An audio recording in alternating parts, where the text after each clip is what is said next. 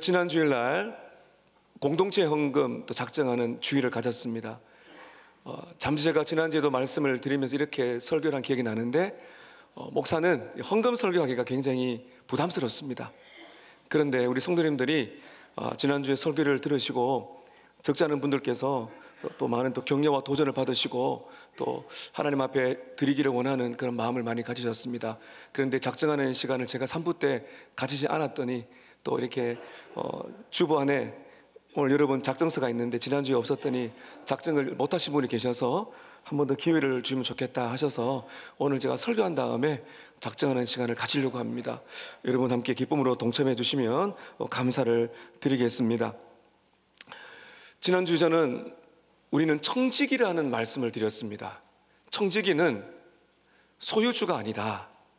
지금 우리가 누리고 있는 모든 것, 우리가 지금 누리고 있는 모든 것은 다 하나님이 주신 것이고 빌려주신 것이고 우리는 하나님의 뜻대로 잘 사용해서 돌려드려야 된다. 거기에 우리의 건강, 우리의 자녀, 또 내 재능, 또 내가 하고 있는 많은 일들, 돈까지 모두가 다 하나님의 것임을 알고 우리는 하나님의 목적에 따라서 하나님의 뜻에 따라서 우리는 삶을 살아야 되는 청지기입니다. 여러분, 소유주가 기쁠까요? 청지기가 기쁠까요? 물론 어떤 걸 소유하고 있다는 것은 굉장히 큰 뭐라 그럴까 자랑거리가 될지는 모르지만 성경적으로 보면 사실 우리는 소유주가 아니거든요. 우리가 가지고 있는 집이나 모든 할 것 없이 우리 부모님은 어린아이가 태어나면 내 것이다가 아니고 위탁받은 영혼이라고 제가 늘 가르칩니다. 그렇기 때문에 소중하죠. 그렇기 때문에 잘 양육해서 하나님께 영광을 돌려드리는 일이죠. 제가 우리 청년들 결혼을 축복합니다. 그 결혼이 하나님의 은혜 가운데 있을 때 그 하나님의 뜻이 보여질 때 얼마나 기쁜지 모릅니다. 모든 것이 다 하나님의 뜻에 따라 이렇게 살아갈 때 여러분 청지기가요 행복합니다. 왜냐하면은 청지기로 살아갈 수 있는 모든 것을 하나님이 주셨고 우리가 정신을 차리고 하나님의 은혜를 구하기만 하면 청지기의 직분을 잘 감당할 수가 있기 때문입니다. 오늘 저는 이 말씀을 통해서 연속의 말씀을 좀 드릴 텐데 조금 더 넓은 관점에서 우리가 성경적으로 어떤 물질관을 가져야 되는가 하는 말씀을 여러분께 드리려고 합니다. 오늘 본문을 보게 되면요, 이 물질이, 이 돈이 사람에게 미치는 영향력이 상상 이상의 큰 비극이냐 영생이냐가 갈린다는 거죠. 이 돈이란 것이 우리에게 영원한 행복을 줄 수는 있지만은 이 돈을 잘못 사용하고 추구하게 되면 영원한 행복을 깨뜨릴 수 있다 이렇게 말씀합니다. 이런 먼저 9절을 한번 보시길 바랍니다. 9절에 보면 부하려 하는 자들은 시험과 올무와 여러 가지 어리석고 해로운 욕심에 떨어지나니 곧 사람으로 파멸과 멸망에 빠지게 한다. 돈에 대한 잘못된 이 사용과 욕망은 사람으로 하여금 파멸시키고 자기를 깨뜨리는 인생을 살게 된다라고 말합니다. 그리고 이어서 여러분 말씀을 이어서 18절 19절 보십시오. 완전히 대조되는 이제 말씀인데 돈을 제대로 사용하게 되면 이런 복을 받습니다. 자, 여러분 18, 19절 보십시오. 선을 행하고 선한 사업을 많이 하고 나누어 주기를 좋아하며 너그러운 자가 되게 하라. 19절 함께 읽어볼까요? 시작. 이것이 장래에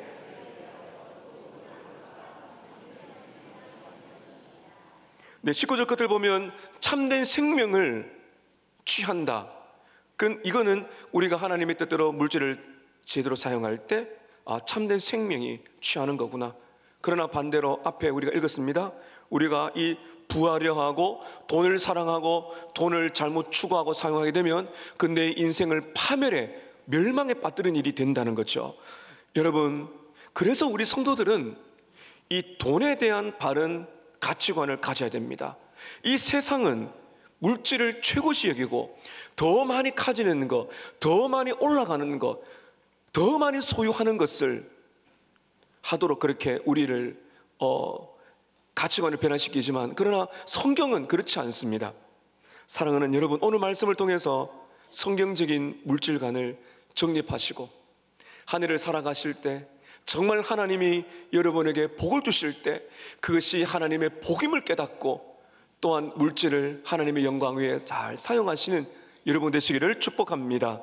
성경적인 물질관, 오늘 저는 두 가지로 여러분께 두 개를 말씀드릴 텐데요. 첫 번째는 하나님이 주신 것에 만족하라 하는 것입니다. 자족하는 것입니다.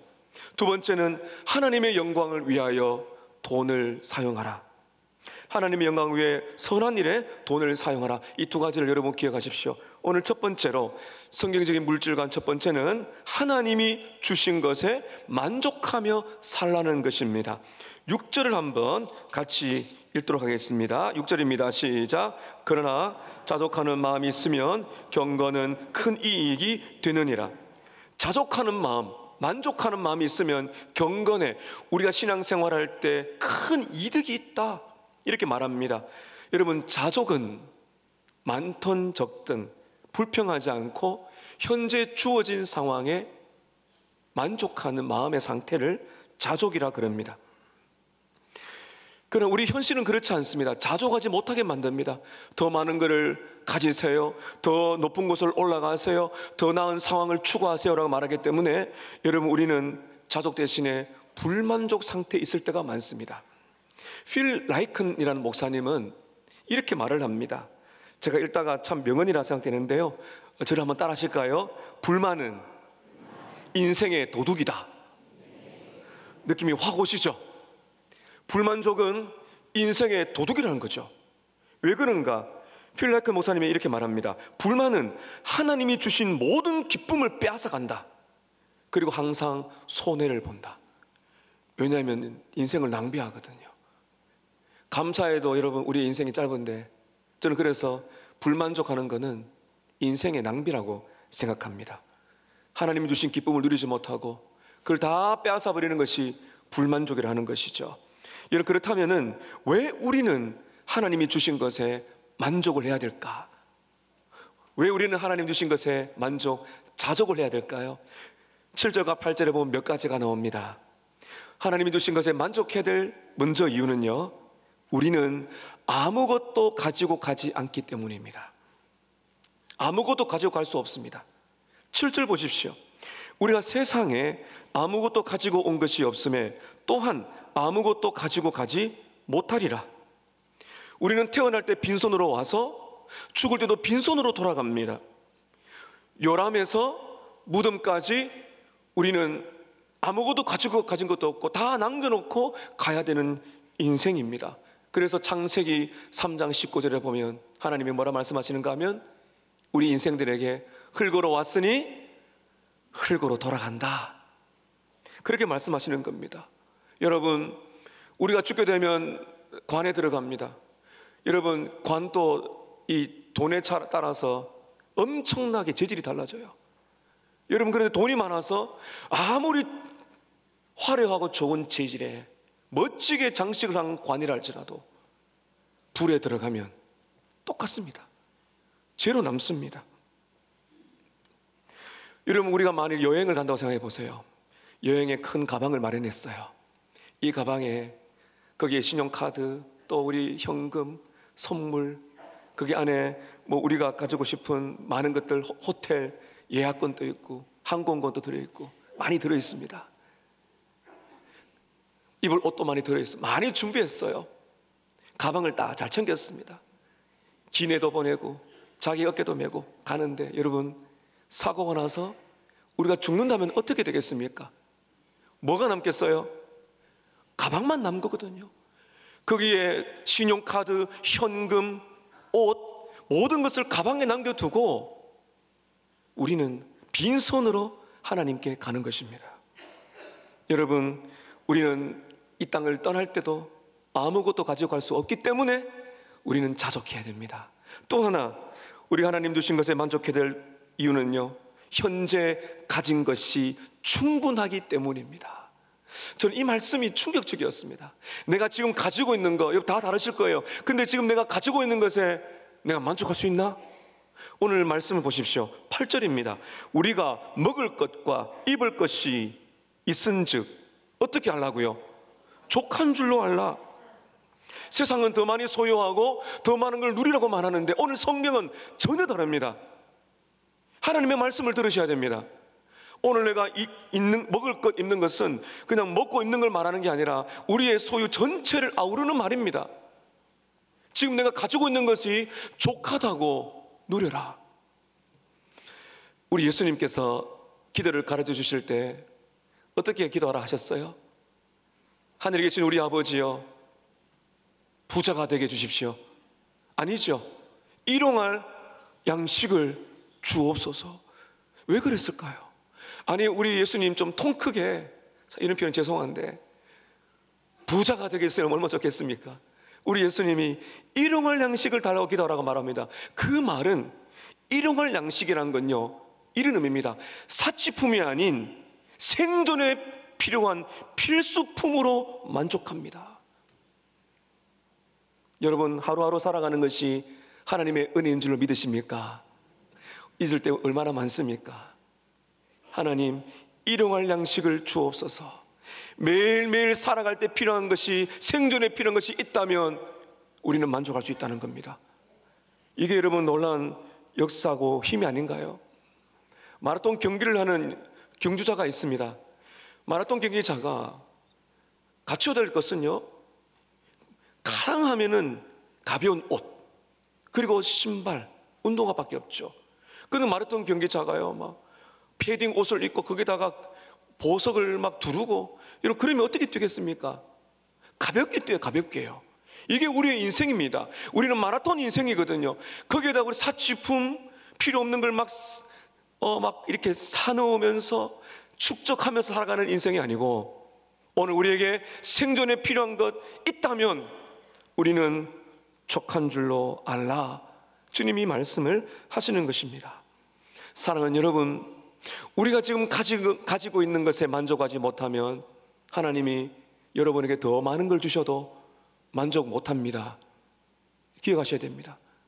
지금 내가 만족하지 못하면 하나님이 더 주셔도 여러분 불만할 겁니다. 더 크고, 우리가 본성이 악해서 그래요. 더 크고 더 좋고 더 넓고 더 화려한 것을 추구하고 싶은 욕망이 우리 안에 있기 때문입니다. 그래서 더 좋은 것, 더 많은 것, 더 괜찮은 것이 주어져도 여전히 불만합니다. 여전히 불만족 속에 있는 것이죠. 전도서 5장 10절에 보면 이렇게 말씀하십니다. 은을 사랑하는 자는 은으로 만족하지 못하고 풍요를 사랑하는 자는 소득으로 만족하지 못하나니 이것도 헛되도다. 여러분, 그렇다면 우리가 지금 있는 것에 만족을 하라고 말씀하시죠. 그런데 지금 우리가 많던 적던, 하나님이 어떤 섭리 안에서 어떤 분은 돈을 많이 주실 수가 있고 상대적으로 덜 있을 수도 있습니다. 어떤 상황이든 우리가 만족을 하라고 하시는데요, 어떻게 그걸 가능할까요? 우리가 주어진 것이 어떤 상황이든, 여러분, 우리의 인생에 예수 믿는 사람들에게는요, 우리에게 오늘 주어진 것과 관계없이 최고의 보물을 다 가지고 있기 때문입니다. 여러분, 가지고 계십니까? 그게 뭐죠? 예수님인 거죠. 빌보서 4장 1절에서 11절 13절에 보면 바울이 이렇게 말합니다. 빌보서 4장 11절에 13절에 보면 바울이 고백입니다. 자, 여러분, 우리의 고백이라 생각하고 같이 한번 읽겠습니다. 시작. 내가 궁핍함으로 말하는 것이 아니니라. 어떠한 형편이든지 나는 자족하기를 배웠노니 나는 비천에 처할 줄도 알고 풍부에 처할 줄도 알아. 모든 일 곧 배부름과 배고픔과 풍부와 궁핍에도 처할 줄 아는 일체의 비결을 배웠노라. 내게 능력 주시는 자 안에서 내가 모든 것을 할 수가 있느니라. 바울은 가난도 죽음까지 경험해 봤습니다. 부요도 경험해 봤어요. 그런 말하고 있습니다. 나는 어떤 상황에서도 자족하기를 배웠다. 배불러도 배고파도 나는 자족하는 일체의 비밀을 배웠다. 그 비밀이 무엇인가 하면은 빌보서 4장 마지막 13절 한 번 더 띄워주시겠습니까?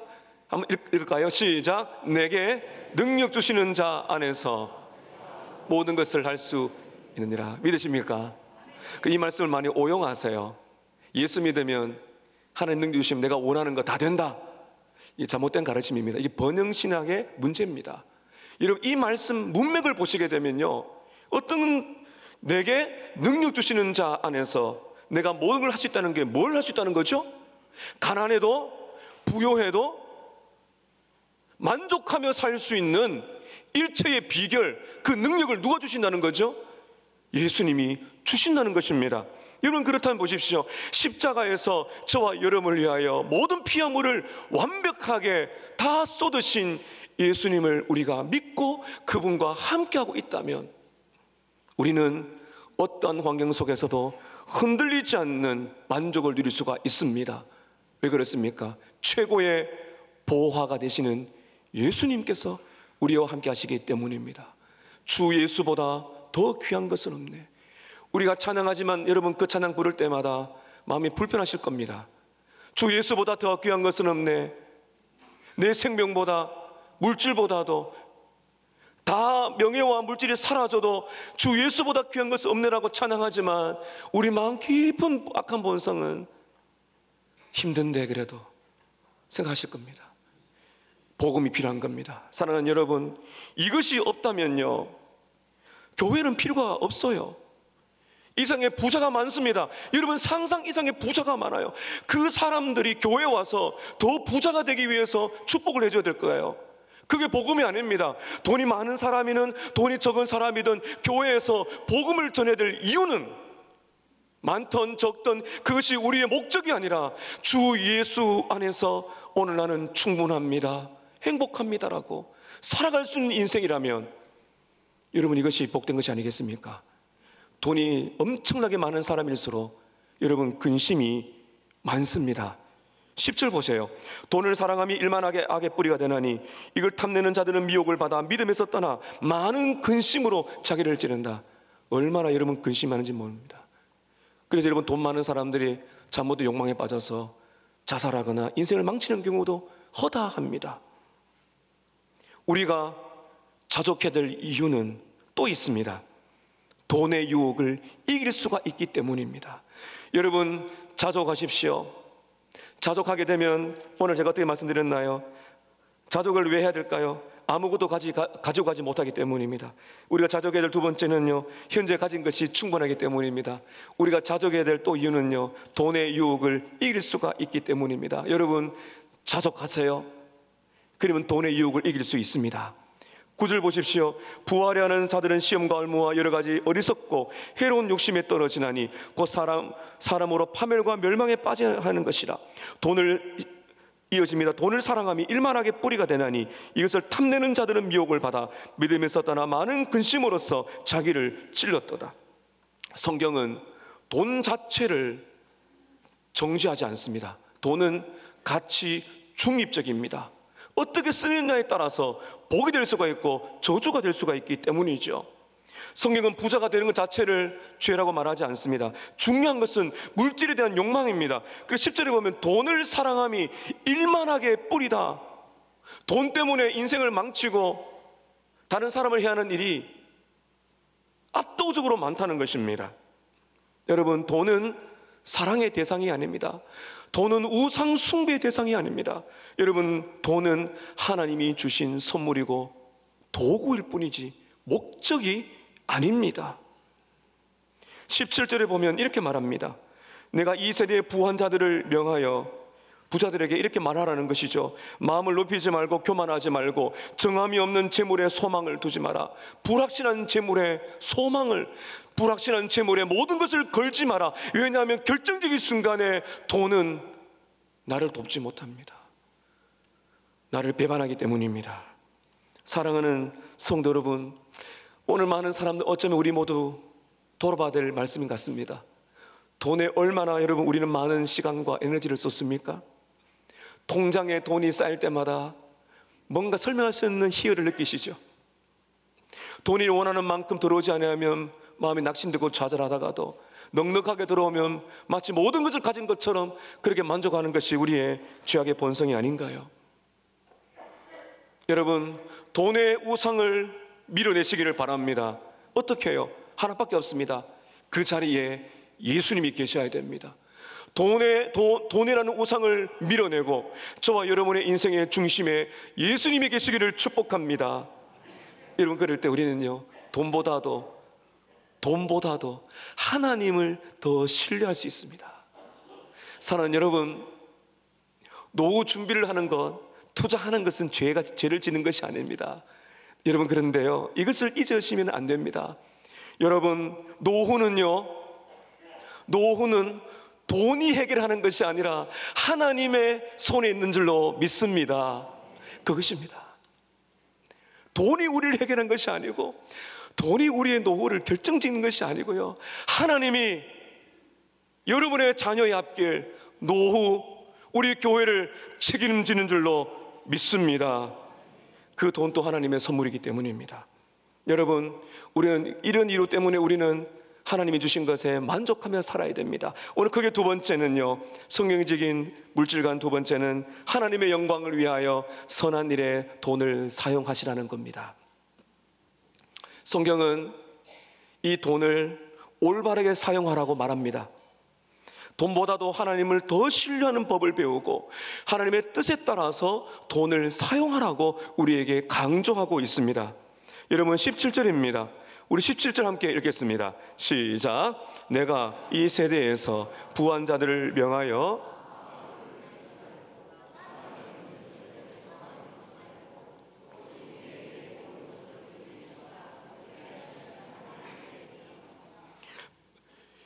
보세요. 정함이 없는, 다시 말하면 불확실한 재물에 인생을 걸지 말고 오직 우리에게 모든 것을 후히 주시는 하나님께 소망을 둬라. 사랑하는 여러분을 축복합니다. 하나님 여러분의 재정을 후히 주시기를 축복합니다. 근데 그 다음 잘 보셔야 됩니다. 그것만 아멘 하시면 안 되고요, 그 다음도 중요해요. 모든 것을 후히 주사 어떻게 하시는 하나님이요? 누리게 하시는 하나님께 소망을 두라는 것이죠. 누리게 하신다는 이 말의 원문을 보면 즐긴다는 뜻이 있어요. 여러분, 많은 사람들이 돈을 누리지 못합니다. 돈을 제대로 즐길 방법을 모릅니다. 오늘 성경은 그대로 우리에게 말해주고 있어요. 그럼 어떻게 하는 것이 여러분 우리는 돈을 누리는 것일까요? 어떻게 하면 돈을 제대로 즐길 수가 있을까요? 내가 원하는 방식으로 내가 원하는 거 다 사고 먹고 또 입고 누리면 그게 여러분 돈을 제대로 즐기는 것일까요? 그렇지 않습니다. 하나님이 말씀하시는 돈을 제대로 즐기고 누리는 사람, 어떤 사람인가 하면 18절에 이어지는 것이죠. 18절에 이렇게 말씀하십니다. 함께 읽겠습니다. 선을 행하고 선한 사함을 많이 하고 나누어 주기를 좋아하며 너그러운 자가 되게 하라. 하나님이 주신 돈을 누리는 방법, 즐기는 방법은 내가 원하는 것 사재는 것이 아니라 선한 일에 흘려보내는 것, 여러분 나누어 주는 것, 이것이 진짜 행복하고 물질을 누리는 삶이라고 말씀하고 계신 것입니다. 여기 보시게 되면 여러분 보세요. 선을 행하고 선한 사업을 많이 하라. 이 선한 건 하나님의 뜻에 맞는 겁니다. 하나님의 뜻에 맞는 일을 어떻게 하라고요? 많이 하라, 풍족하게 하라, 넉넉하게 하라. 모든 것을 후히 주실 때, 채워주실 때 선한 일을 많이 하라, 이렇게 말하고 있는 것입니다. 여러분 어떤 의미인가 하면요, 우리는 다 수입이 달라요. 받은 것이 많으면, 수입이 많으면 나를 위해 더 쓰라고 수입을 주신 것이 아니고 하나님이 많이 주셨을 때는 어떻게 하러 주신 것일까요? 많이 나누라고 주신 거랍니다. 이런 그 다음에 표현을 잘 보십시오. 18절 중반에 나누어 주기를 좋아하라. 이 좋아한다는 말의 원문을 보면 준비하고 있으라, 이 말입니다. 나누어 줄 준비를 하고 있으라. 여러분 우리가 기도하고 눈을 좀 돌리면요, 정말 우리의 도움이 필요한 사람 많습니다. 여러분 그래서 우리가 기도하고 마음에 감동이 되면 하나님의 은혜에 따라서 우리가 이렇게 나누어 주지 않습니까? 나누어 주기를 준비하라. 나는 절대로 안 나눠줄 거야, 그런 것이 아니고 하나님이 원하신다면, 하나님이 명령하시고 감동을 주신다면 나는 언제나 나눌 준비를 하고 있겠습니다. 그런 준비, 여러분 그랬을 때요 보입니다. 힘들어하는 사람, 고통받는 사람, 예수가 필요한 사람, 내 물질과 시간과 눈물이 필요한 사람이 보이기 시작하는 것입니다. 그 다음 여러분 18절 끝을 보세요. 너그러운 자가 되게 하라. 이 너그럽다는 것은 관대한 사람입니다. 관대한 사람. 우리의 성도는 인색하면 안 됩니다. 빵 한 조각이라도 나누어 먹는 사람입니다. 요즘 아파트 보면 주차 공간 때문에 다투시는데 주차 공간 좀 드리세요. 나누어 쓰세요. 불편해도 함께 쓰세요. 어떤 목사님은 그러더라고요. 운동할 때도 패스 좀 많이 해주세요. 관대하라는 거죠. 막 내가 골을 넣으려고 내 것만 챙기지 말고 관대하게 풀어라는 거죠. 물질도 여러분 그럽니다. 관대하게. 왜냐하면 우리 하나님이 관대한 분이시기 때문이거든요. 우리 예수님이 너그러운 분이기 때문이거든요. 여러분, 예수 믿는 사람이 어디 가서 인색하다, 참 구두체다 이런 말 들으면 진짜 안 됩니다. 그러면 전도가 안 됩니다. 관대하게 좀 더 드리고 좀 더 나눠주고 필요하면 좀 더 드세요. 관대하게. 여러분, 물질도 마찬가지입니다. 우리가 주님을 위하여 흘려보낼 때도 관대한 마음으로 흘려보내는 거. 여러분, 하나님께서는요, 우리가 이 드리는 헌금 때문에 만족하고 그게 없으면 불만족한 분이 아니세요. 하나님은 모든 걸 다 가진 사람이세요. 하나님의 성품은 나누시는 겁니다. 저 여러분이 나눠주실 때 하나님이 기뻐하는 건요, 우리가 그 물질로 선한 일에 힘쓰는 걸 보면서 하나님이 기뻐하시는 줄로 믿습니다. 사랑하는 여러분, 이 세상은 소비 문화입니다. 여기에 지금 우리가 젖어듭니다. 하나님의 말씀보다도 이 세상의 소비 문화에 우리가 젖어들어 있어요. 어떻게 알 수 있는가 하면은 제가 읽는 이 문장을 한번 생각해 보세요. 세상의 소비 문화는 이렇게 말합니다. 내가 노력했으니, 내가 벌었으니 내 마음대로 쓰겠습니까? 누가 상관하겠습니까? 내가 벌었는데 내 마음대로 쓰는 거 누가 상관하겠습니까? 라고 생각하는 것이 세상 소비 문화의 중심이에요. 내가 벌었으니 내 마음대로 쓰는 거 맞죠? 그러나 여러분, 우리는 청지기입니다. 내가 번 것입니까? 이 건강, 물질을 얻을 능력, 이 지식, 이 재능은 누가 주신 것일까요? 이 시간은 누가 주신 것일까요? 내가 벌었으니 내 마음대로 쓰는 것이 아니죠. 주가 주셨으니 주의 영광을 위해 쓰라는 것이죠. 여러분, 그래서 우리는요, 우리에게 필요한 것들을 사야 되죠. 그러나 여러분, 우리는요, 사치하며 살지는 않습니다. 더 많은 것을 나눕니다. 여러분, 우리는 복음을 전하는 청지기입니다. 어떻게 해요? 우리가 나눌 때 돈이 우리의 인생의 최고가 아니라는 사실을 증명하는 것입니다. 우리가 기꺼이 나눌 때 돈이 내 것이 아니라는 것을 증명하는 것입니다.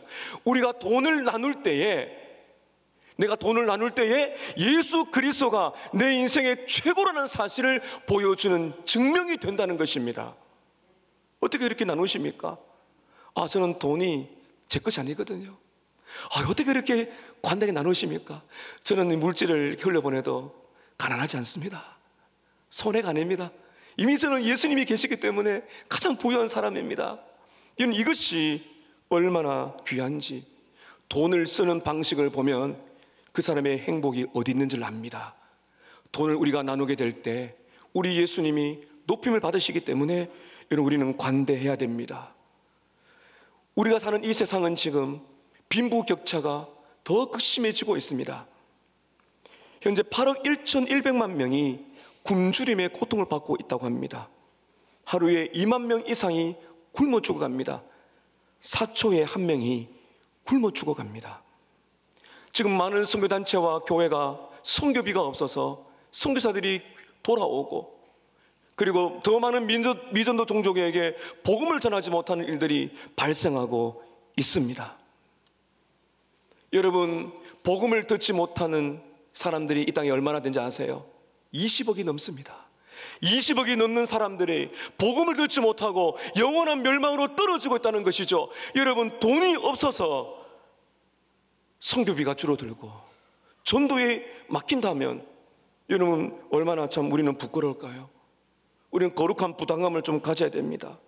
사는 여러분, 주님이 돈을 주신 것은 우리로 하여금 사치를 하게 한다든지 그저 편안한 삶, 안주하는 삶을 위해서 돈을 주신 것이 아니고 더 많은 것을 나누라고, 흘려보내라고 주신 것입니다.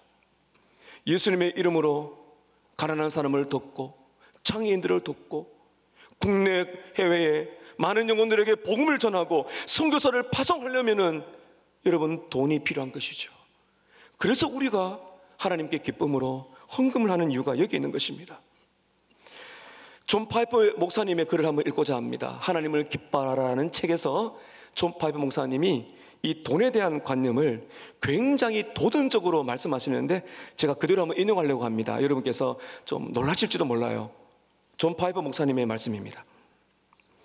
하나님은 더 좋은 것, 사치품을 사라고 우리의 사업을 번성케 하시지 않습니다. 하나님은 아직 복음을 모르는 수많은 사람들에게 복음을 전하라고 쓰라고 우리의 사업을 번성케 하십니다. 전 세계 인구의 20%를 기아에서 벗어나게 하려고 우리를 번성케 하십니다. 문제는 얼마나 버는가가 아닙니다. 우리가 짓는 죄악은 연봉이 1억이면 1억짜리 생활 양식을 따라야 한다는 생각에 속는 것입니다. 하나님은 우리를 은혜의 통로로 만드셨습니다. 근데 그 통로가 금으로 채워져야 한다는 생각은 위험합니다. 그래서는 안 됩니다. 우리는 구리, 금, 은, 동, 구리 또는 동으로도 충분합니다. 자, 이 글을 읽다가 깜짝 놀랐습니다.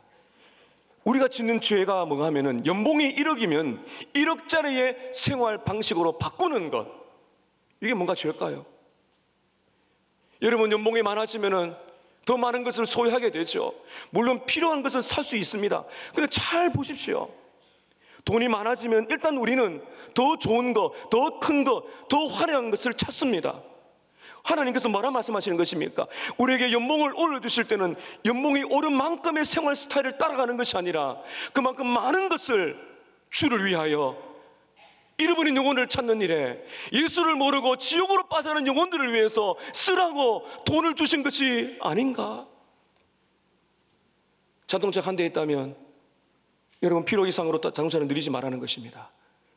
집을 필요 이상으로 많이 늘리지 말라는 것입니다. 한 벌로 족하면 두 벌을 가지지 말라는 것입니다. 충분하면 만족하고 나누라는 것이죠. 이것이 우리의 삶입니다.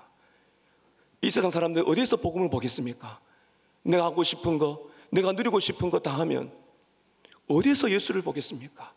돈이 일만하게 뿌리기 때문에 우리가 이 돈을 어떻게 쓰냐에 따라서 예수님이 드러나게 되는 것입니다. 우리 예수님은 가난한 자를 위하여 부요함을 버리셨습니다. 하나님은 여러분들의 재산을 다 버리라고 말하는 것이 아닙니다. 기도하시다 보면 감동이 오실 거예요. 작은 것부터 실천하세요. 하나님께서 여러분을 통해 영광을 받으시고 그래 실천하실 때 또한 여러분의 삶 속에 풍성하게 채워주시기를 축복합니다. 결론을 맺습니다. 여러분, 우리는 오늘 하나님이 주신 것에 만족하고 하나님의 영광을 위하여 선한 일에 돈을 사용하라고 배웠습니다.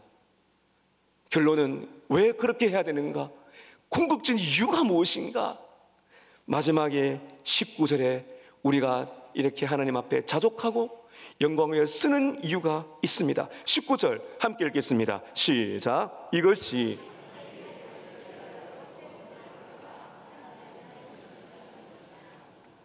이것이 장래에 자기를 위하여 좋은 터를 쌓아 참된 생명을 취하는 것이니라. 여러분 보세요. 이것이 장래에 영혼을 보라는 겁니다.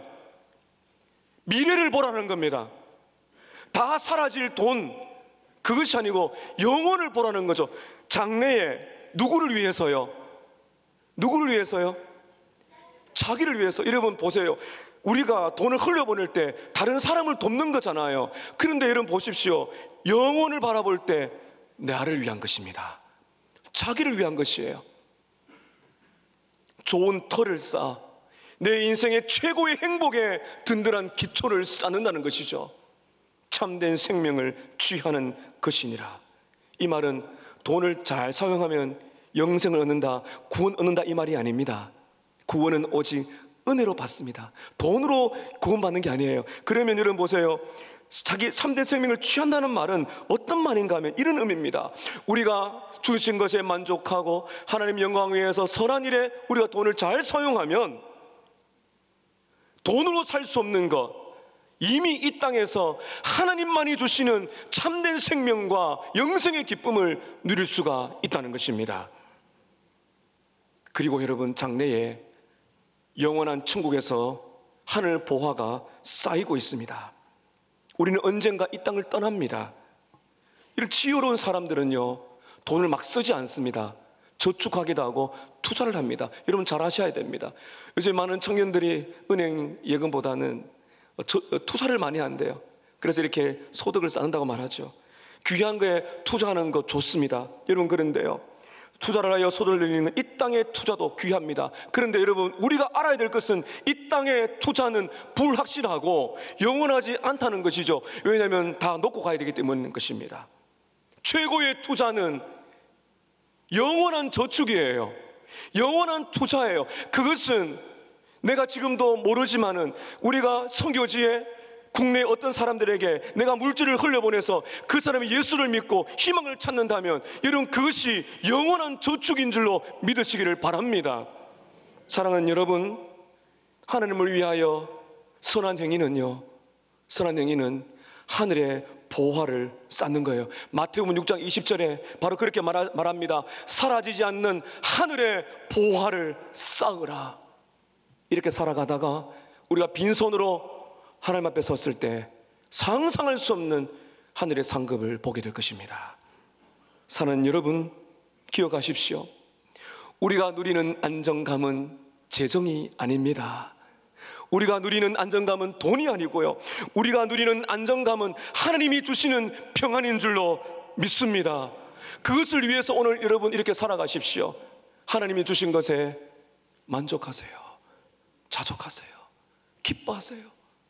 더 주셨으면 더 감사하세요. 더 주셨으면 더 많이 나누세요.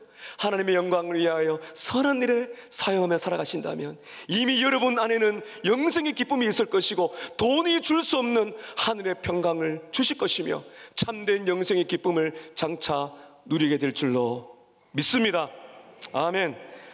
자, 우리 이번 이 시간에 우리 지난주에 제가 3부 예배 마치고 나서 3부 예배 때 작정하는 시간을 드리지 못하고 제가 마쳐서 많은 성도님들이 작정하는 시간을 달라고 요구를 하셔서 지금 한번 그 시간을 갖고자 하는데요,